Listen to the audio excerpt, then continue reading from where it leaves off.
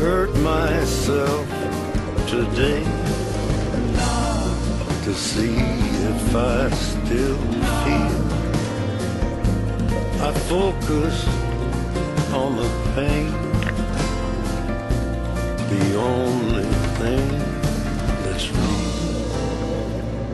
The needle tears a hole,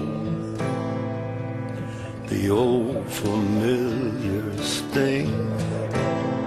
Try to kill it all away, but I remember everything. What have I become? My sweetest friend. Everyone I know goes away in the end. And you could have it all. My empire of dirt, I will let you down. I will make you hurt.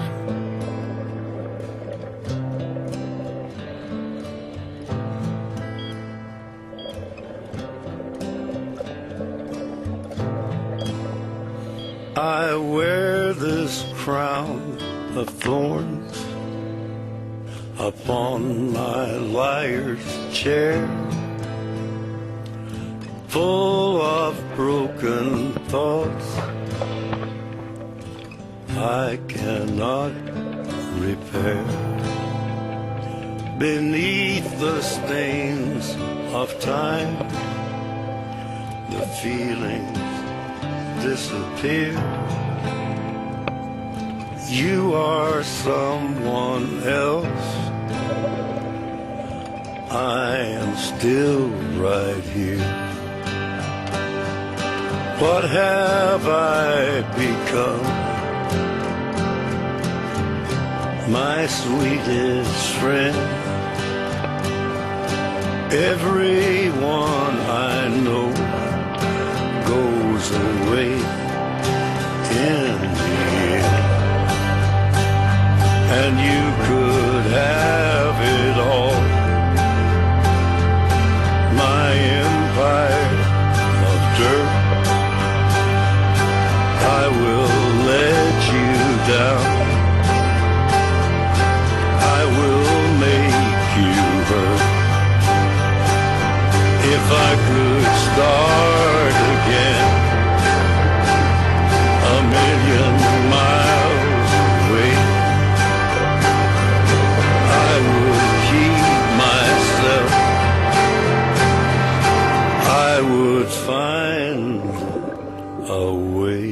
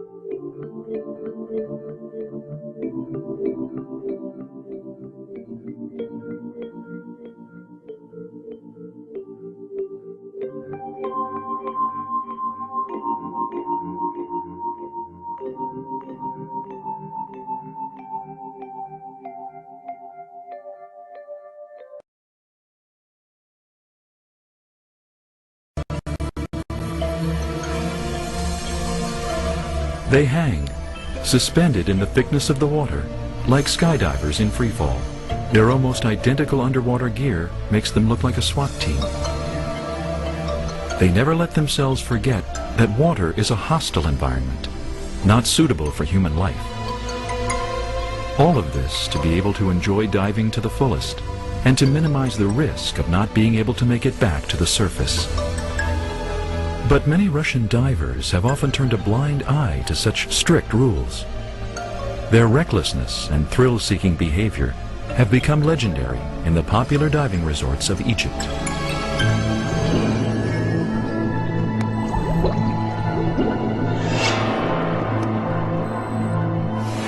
For many Russian tourists, Egypt is where their first love for diving is born. Many, while on vacation, and often out of mere boredom, go for an introductory dive, then weeks or months later, return to complete the first phase of the diving course. And here, the luck factor comes into play. A good instructor will help you develop a lifelong love of the sea. A bad one, in best case scenario, will change your mind about taking up diving. In worst case scenario, will let you develop a hobby that will turn into a dangerous pastime, often with tragic consequences. The beginning of 2007 proved fatal to Russian divers. Several deaths in a row occurred during the weeks of Russian Christmas holidays in different parts of Egypt. Immediately, everyone began to wonder if these deaths were a result of a fatal convergence of circumstances, a misalignment of the stars, or a result of the mysterious nature of the ever-impulsive Russian soul. None of the incidents that took place in the early months of 2007 could name the exact cause of the divers' deaths. Official reports mentioned dire weather conditions or unfortunate circumstances. Members of the diving community mostly spoke about going over the allowed risk limit and the poor quality of training received by the deceased in relation to the complexity of the dive sites they were diving. On January 6, 2007, a group of 5 divers, including 3 Russians, a Dutch, and an Egyptian dive guide, rented a motorboat and headed out to dive Elphinstone Reef. The dive did not go well from the beginning. The guide had problems putting on his tank, and while he was taking care of that, he almost lost his entire group. Probably to make up for the lost time, he led them on a radically fast descent, and as a result, instead of going down to the planned 25 meters, the divers plunged straight down to over 40. The only person aware of this was Elena, an instructor who had an underwater computer, the only one in the whole group.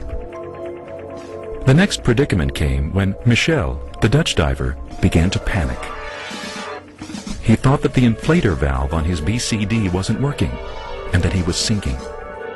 Panic sharply increased his air consumption, and within minutes he was on his way up to the surface with his buddy Dima, sharing air from Dima's tank. In the middle of such underwater mayhem, the divers probably neglected to pay attention to the current, which that day was not only especially strong, but going northbound against the wind. As a result, when the 5 divers surfaced, there was not a vessel in sight. Meanwhile, the skipper of the motorboat was desperately looking for the divers in the original spot of descent. The divers spent the whole day at sea waiting to be found. Floating on their backs, some tried to lightly work their fins toward the shore. Then, just before sunset, one of the Russian divers, Vladislav, decided to discard his gear and swim towards the shore with the remains of his strength. The others did not dare to follow. Several hours later, in the dark, Vladislav reached the shore, but the approximate location he gave to the rescue team did not help find the other divers. And none of these divers had any flashlights with them, not even small ones. A flashlight that malfunctioned during a cave dive near the Egyptian city of Nuweiba was the reason behind the panic and death of another Russian diver, Alexei Borisov. This incident also took place around Russian Christmas holidays in January 2007. It happened at the depth of 80 meters down into the cave, and he did not have a spare. There were 3 of us there that day. Me, Alexei, and another experienced cave diver, Sergei. What happened was quite typical for a cave dive. It's just a tragic convergence of circumstances. Alexei started panicking uncontrollably, which really often happens to people inside a cave.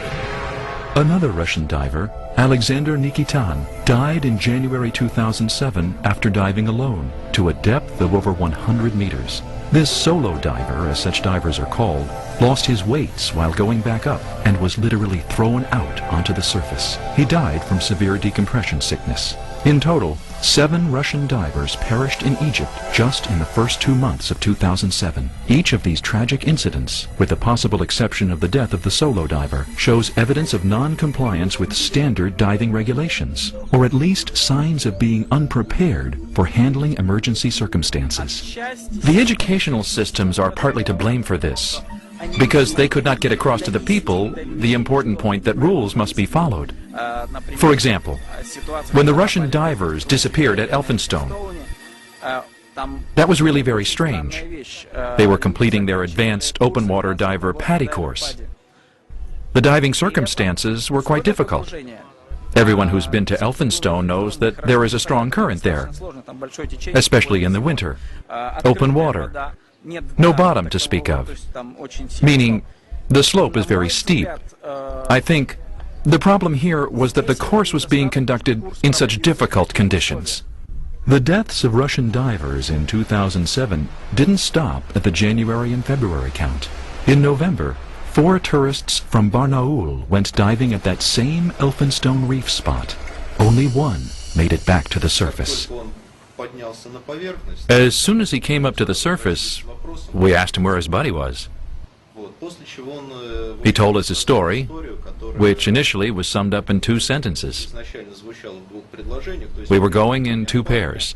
The guys went down, and I didn't see them anymore. From further details given by Vladislav Popov, it became clear that he, being the least experienced, was left behind at 40 meters. The others went deeper, to 90 meters. Standard practice regulations of any diving certifying organization prohibit diving deeper than 30 meters on a supply of only 1 tank of regular air. Any rule-abiding diver would be horrified to hear this story. It's well known that after 30 meters, there is a high chance of developing nitrogen narcosis. Divers can fall into a state of either euphoria or panic and behave and react inadequately. Besides, coming back up from 90 meters requires lengthy decompression stops, and 1 tank of air is not simply insufficient, but will undoubtedly lead to a catastrophe. In Russia, the news of their compatriots' deaths are often perceived as a kind of an evil destiny. Some even talk of the Elphinstone Reef curse.